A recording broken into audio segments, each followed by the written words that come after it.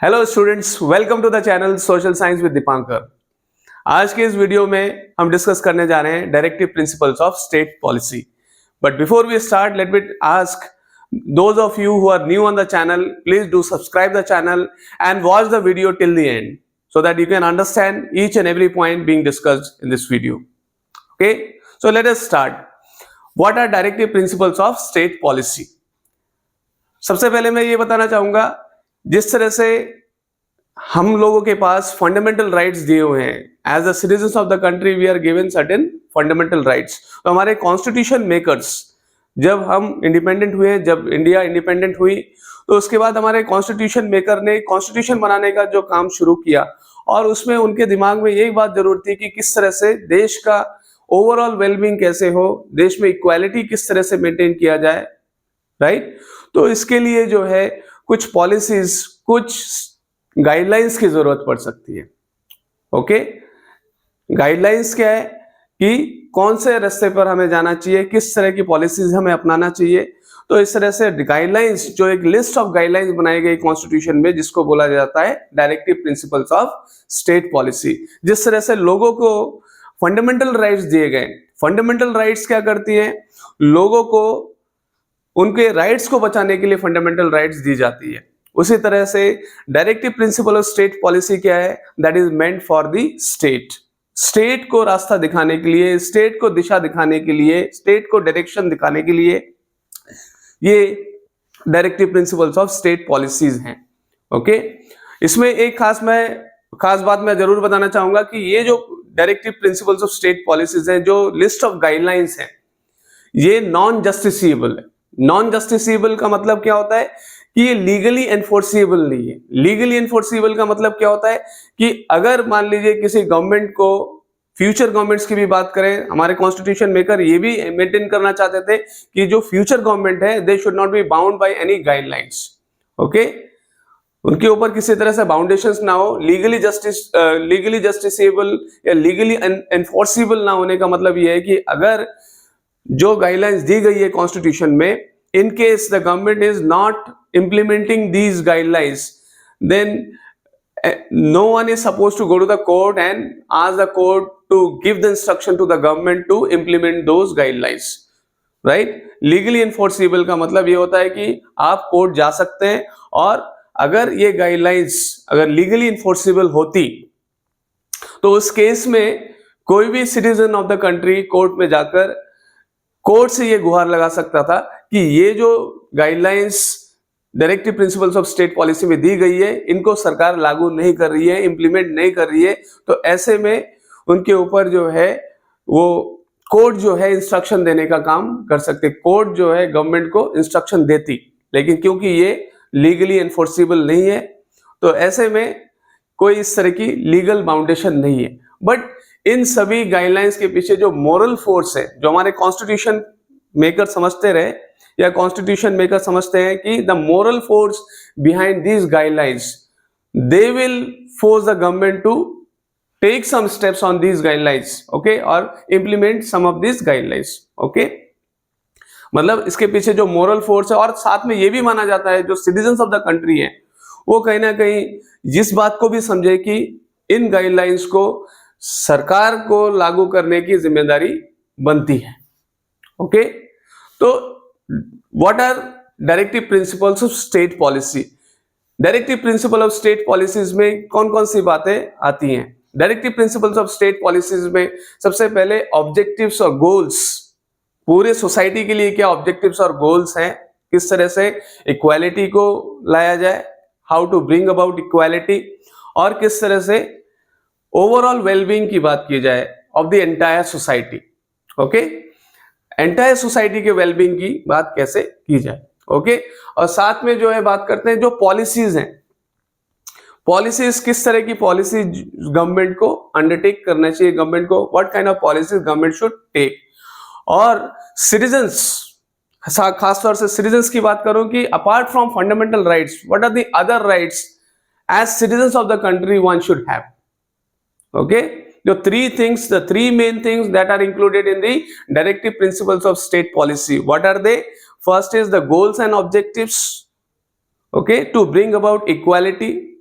and to bring about the development or to bring about the well-being of the society.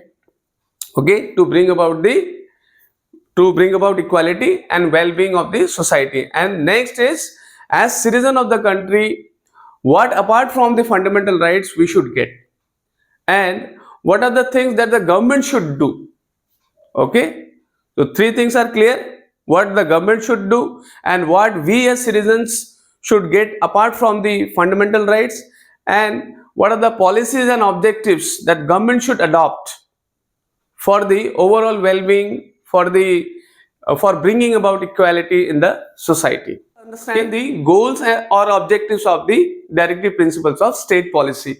What are the goals? The directive principle goals are welfare of the people, social, economic and political justice. So we have to ensure that people of the country, all the citizens of the country, they should get social, economic and political justice, and this should be one of the prime goals of the government. Welfare of the people. Okay, raising the standards of living. Okay, how people's living standards should improve.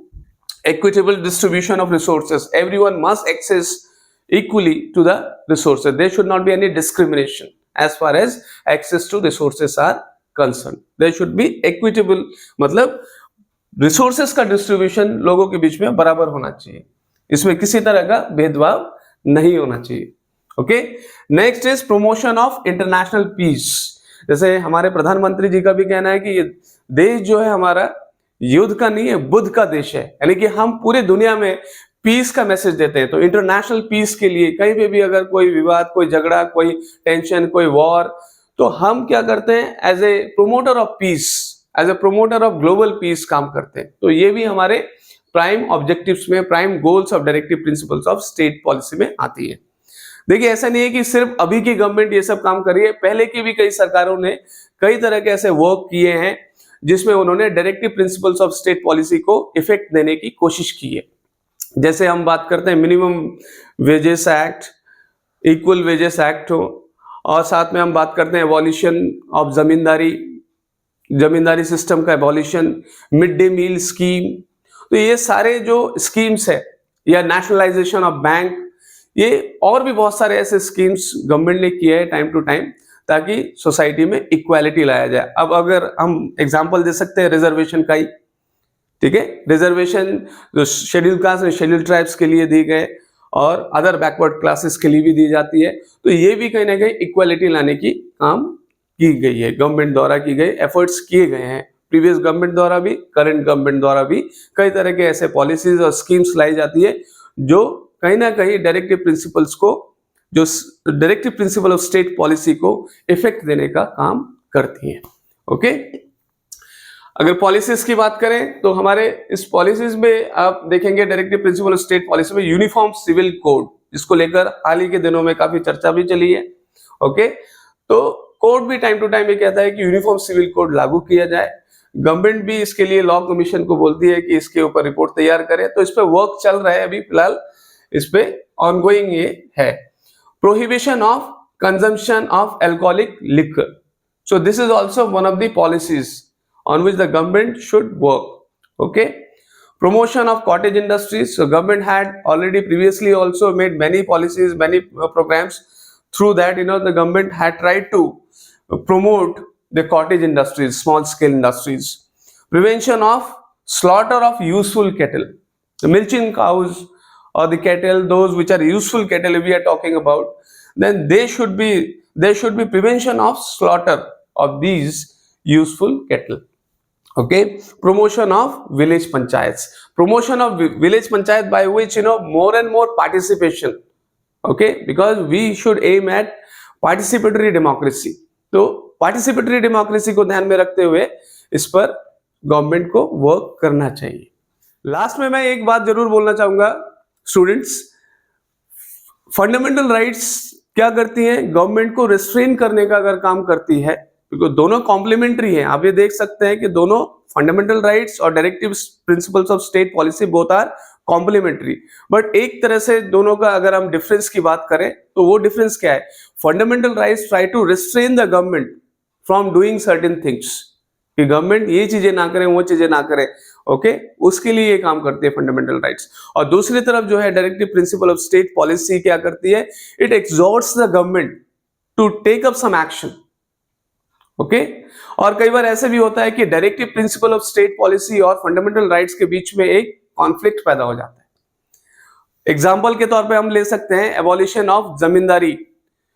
Abolition of zamindari को लेकर जब government ने directive principle state policy को effect देने की कोशिश की, government ने ये कहा कि इसको एबॉलिश कर देना चाहिए, तब कई सारे ग्राउंड पे इसको अपोज किया गया। अपोज ये किया गया कि ये बताया गया कि ये it will be the violation of the right to private property. तो राइट टू प्राइवेट प्रॉपर्टी का वायलेशन होगा, ओके। तो जब ये मामला कोर्ट में गया तो कोर्ट ने और यहाँ गवर्नमेंट ने दोनों की, यानी कि एग्जीक्यूटिव का, दोनों का पोजीशन अलग रहा। एग्जीक्यूटिव ये कहती है कि हमें लार्जर इंटरेस्ट ऑफ सोसाइटी के लिए, सोसाइटल इंटरेस्ट के लिए कई बार इंडिविजुअल इंटरेस्ट को दरकिनार करना पड़ता है, और हमें directive principle of state policy को इफेक्ट देना पड़ता है। वहीं दूसरी तरफ जुडिशरी का ये मानना था कि चाहे भले ही directive principle of state policy के लिए हो, भले ही सोसाइटल इंटरेस्ट के लिए हो, लेकिन किसी भी केस में फंडामेंटल राइट्स को वायलेट नहीं किया जा सकता, ओके। तो it was a long battle.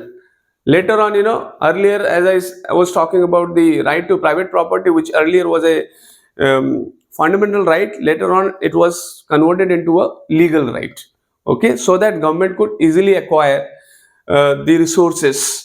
So, for example, land also for implementing its policies or starting up with certain projects, okay. So this is how, the battle was though later on resolved. But we would always say that the government would always try to prove one point, that we have to give more effect to the directive principle of state policy, whereas the court is always there to protect or to uphold the fundamental rights. So children, in this section I am going to discuss with you the non-justiciable rights. What are non-justiciable rights? In the beginning I discussed with you, in case the government does not implement these, then you cannot go to the court and ask the court to give instruction to the government or to the executive to implement these, okay. These are not legally enforceable, okay, got it? मतलब इन guidelines के implement ना होने की स्थिति में आप court जाकर ये गुहार नहीं कर सकते कि आप गवर्नमेंट को इंस्ट्रक्शन दीजिए, कोर्ट से ये गुहार करेंगे गवर्नमेंट को इंस्ट्रक्शन दीजिए ताकि ये इम्प्लीमेंट हो, ओके। तो ये लीगली एनफोर्सेबल नहीं है। क्या है नॉन जस्टिसेबल राइट्स? इधर एडिक्वेट लाइवलीहुड, ओके, सबको प्रॉपर जो है, सफिशिएंट जो है जीविका उनको मिले, लाइवलीहुड मिले, ताकि वो अपने बेहतर जिंदगी जी पाए। Equal pay for equal work for men and women, okay. Right against economic exploitation, right to work, early childhood care and education to children below the age of 6 years। ऐसा नहीं कि गवर्नमेंट इन सभी policies पे कोई काम नहीं किया। मैंने आपको थोड़ी देर पहले ही बताया कि गवर्नमेंट किस तरह से कई तरह की पॉलिसीज और प्रोग्राम्स और लॉज बनाती है ताकि इसमें से बहुत सारे जो गाइडलाइंस है उनको वो इम्प्लीमेंट कर पाए। और गवर्नमेंट का हमेशा कोशिश रहता है कि किस तरह से directive principle of state policy को इम्प्लीमेंट किया जाए या उसको इफेक्ट में लाया जाए, ओके। लेकिन मैंने ये भी बताया कि किस तरह से कई बार ये फंडामेंटल राइट्स और directive principle of state policy कई बार कॉन्फ्लिक्टिंग सिचुएशन में आ जाती है, कॉन्फ्लिक्ट एक क्रिएट हो जाता है, जैसे मैंने अभी थोड़ी देर पहले एग्जांपल भी दिया था। अब आप ये देखिए कि भले ही ये लीगली इन्फोर्सेबल ना हो, लेकिन these are having a moral force, these guidelines are having a moral force, okay. क्योंकि कॉन्स्टिट्यूशन मेकर को ये लगता था कि यही मोरल फोर्स कहीं ना कहीं गवर्नमेंट को फोर्स करेंगी कि इन गाइडलाइंस को वो इंप्लीमेंट करें, ओके। दूसरी बात जो है कि लोग इतने अवेयर हो, people should be this much aware that they force the government to take up action on these guidelines और implement these guidelines so that equality can be brought about and well-being of the entire society can be created or can be a reality. Okay, so this is it from me, children. I hope you liked the video, understood it, whatever I discussed in this particular video, and I would also request you to like the video, share it among your friends, right? In the end, take a very good care of yourself. Have a nice time. Bye bye.